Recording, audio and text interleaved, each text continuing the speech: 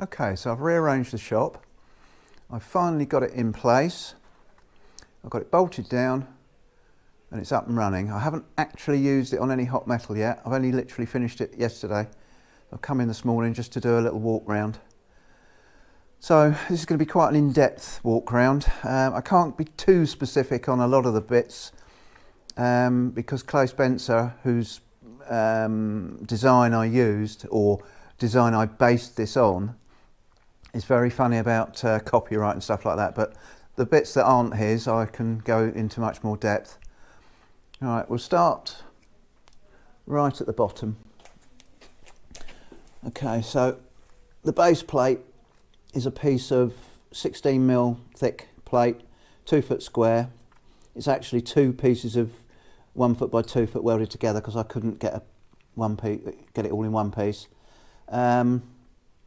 The treadle is a bit of 1/2 inch gas, just bent up. Some webs to hold the, sort of brace the bottom.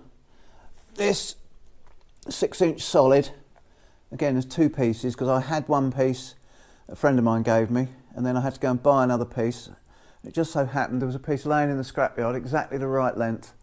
So what I did, I've drilled both pieces, put a big pin in the middle, about 3 inches either way, then welded the whole lot up, just so that if the weld does ever give, it's not going to just fall apart. It'll give me a bit of a chance having a pin in it. Right, the back tube is 5-inch square. I think it's 3/16 thick. I don't think it's quarter because it's just what I had. We move up. This is just for filling with sand, just a hole that I've got to plug in. Those are the latest dies I've made, just some flat dies. Now the head part, this bit, actually I'm going to whip that guard off so you can see it better, so bear with me for 2 seconds while I whip that off. Okay, so that's whipped that off. Right, this head, I'll move back a bit, all that bit you can see, I actually bought off eBay. Someone had started it and never completed it. I bought it for a song. But when I got it back, these weren't the right size, all these, to go with the Clay Spencer design. Now that probably wouldn't have been a problem, but I wanted to go with a design that's proven, and that his is. So in the end I took all this apart, cut it all apart, shortened these, welded it all back together, and so now we're on plan.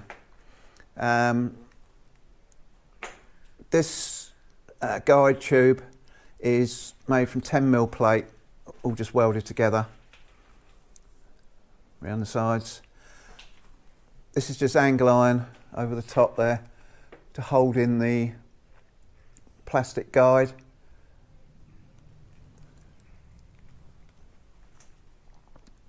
This is actually 10mm thick tube, and it's now filled with lead as well. It weighs about 28 pounds, something like that. No, more than that. 28 kilos, sorry. I don't know what that is in pounds. I've got these here are to tighten up the shims, because we've got, if you can see in there, got your plastic, and then behind it, just there, is a shim. I've used stainless steel just because it's a little bit tougher, and because it's only like 0.8mm thick. So you can tighten them up, take all the wobble out. I've put oilers on here although there's oil-like bushes in these, I've also put a little oiler on all of these, just so that it makes it easy to oil. The spring. Now, the whole unit came with a spring. It wasn't really big enough, it wasn't right, especially once I'd redesigned the arms. So I tried to get one from a company in this country, a Spring Master, which I use for a lot of my springs, but they wanted something like 180 quid because they had to sort of jig up and make one specially. So it was actually cheaper to buy one from the States. So I got one from the company that the Clay Spencer design specifies. It was still quite expensive. It was about 130 quid, but 60 quid of that was delivery, but it was here within a week. So I can't complain about that. With this black paint, you can't really see. We've got like sockets going into there, welded onto a big washer and a nut. And that goes all the way through to here. This is just a spacer because you can't get the nut done up right in tight. There's a lock nut, so wound them up until the spring's about 5.5 inches wide. It's about an inch shorter than standard length. The same both sides. That gives you your tension. In here, I don't know if I'll be able to show you. If you can see it. I've actually welded in a piece either side in here. So that top piece now is quite thick. So it must be about 20 mil thick or so that the pins go through. These are EN8, the pins. All my pins are EN8.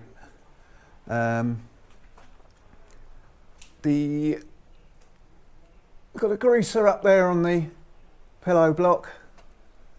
The wheel came with it.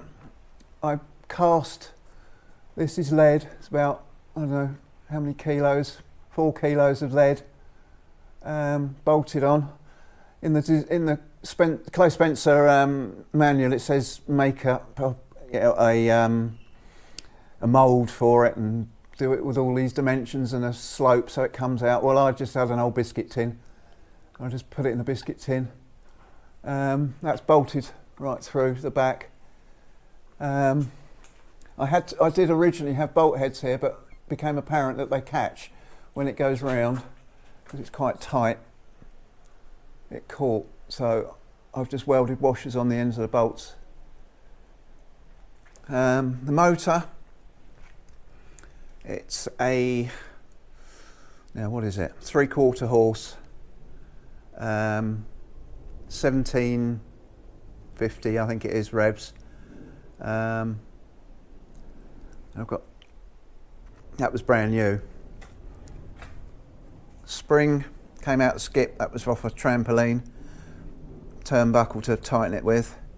On-off switch that I bought for my belt grinder because the one on the belt grinder started to pack up, so I thought I bought another one, and then I managed to fix the one on the belt grinder, so this was spare anyway, so I had it kicking around. I don't know if you can see well, I've got it mounted up there so that when you press the pedal you can see that moving. This I cast myself, again an old tin, cast a load of a load of aluminium into it, turned it up on the lathe, and it's fastened in there with a big washer and a bolt, all Loctited in. Where else do we go?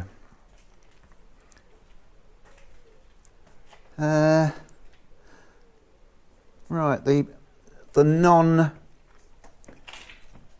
Clay Spencer parts, the back here, you can probably see it's 2 sections clamped up, clamped in here. That's to make it adjustable, which I'd never thought about until I saw on, I think it was on Facebook, Dave Preston, Blacksmith, he makes these with an adjustable head, and I just thought, what a brilliant idea, because it means you can raise and lower the distance between here for whatever material you're using. So if you want to put a bit of 6" in there, you just jack the head right up and you get a big gap and you can still get your full stroke. I just thought it was a stroke of genius. And to lift it up and down, we've got a little jack, little 2-ton jack I got off Marketplace from one of the local, it was about 100 yards away. That it sits under, it's just a bit of scrap, came out of the scrap bin. This is just heavy angle iron. These bolts are just to make sure that when you undo the lockers, the whole thing doesn't fall apart. So you can undo these as much as you like, and it can only go as far as these. They're just slightly loose. It just gives enough room for this to go up and down. So we've got that top and bottom, both sides. Because it goes up and down, you need an adjustable arm for the treadle. Because obviously if you pull the head up, the whole head up, that treadle's going to end up in the air. So we've got it attached down there, just a simple bolt, all nylocks.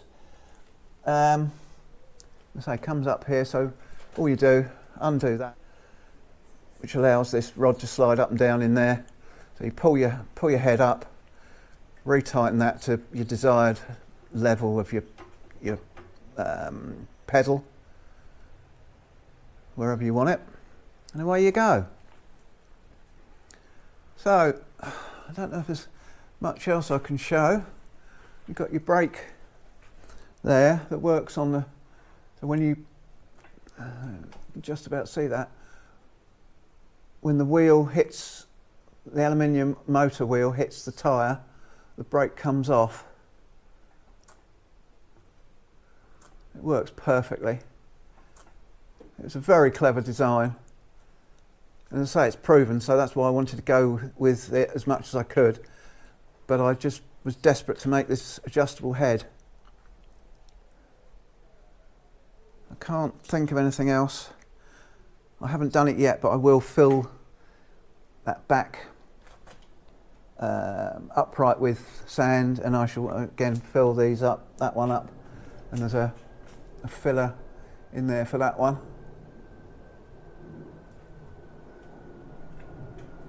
So, don't know what else I can show you. The cable comes literally out of there.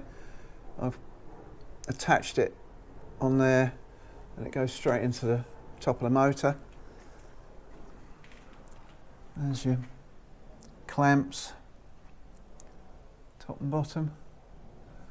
That bearing in there, let's go around the other side, better light.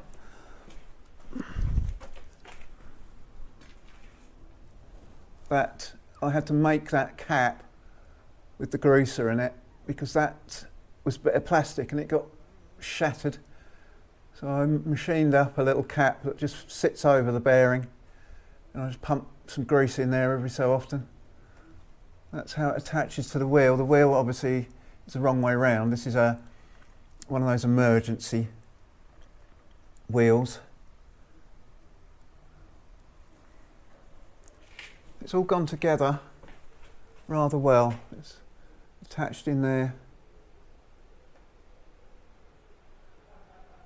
with ordinary nuts.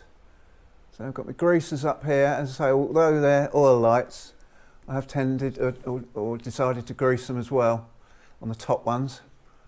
Probably a waste of time with them being oil lights. There's a spacer in there at the back. I don't know if you'll be able to see it, but in the back there, a spacer which keeps this at the right distance away from the wheel. And obviously because the pillow block can move, it's got its own little bit of movement, but then there's another spacer this side, and then this nut and bolt and thick washer tighten it all up so it's all solid on the shaft. It can't wobble backwards and forwards on the shaft. So I think that's probably it. I'm desperate to use it in anger, but as I say, I just haven't had the chance yet. I only finished it yesterday. I haven't really got time today to light the fire up. Oh, there's the first lot of dies I made. with the radius or crown or whatever you want to call it. That's the first set, and then I made this set which is just literally completely flat and square. They're out of, I think it's EN29. I couldn't get any 4140 or EN19, which is equivalent. So I'll give you a quick demo of it running, and then I'll have to call it a day. But I will be back very soon. I've got a job next week where I need a bit of forge work, a bit of hammering. So I shall probably do a video of that. So anyway, let me set you up on a tripod and I'll give you a quick demo.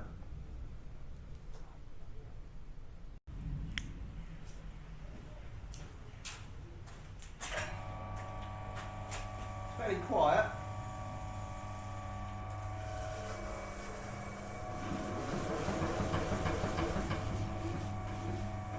How controllable it is.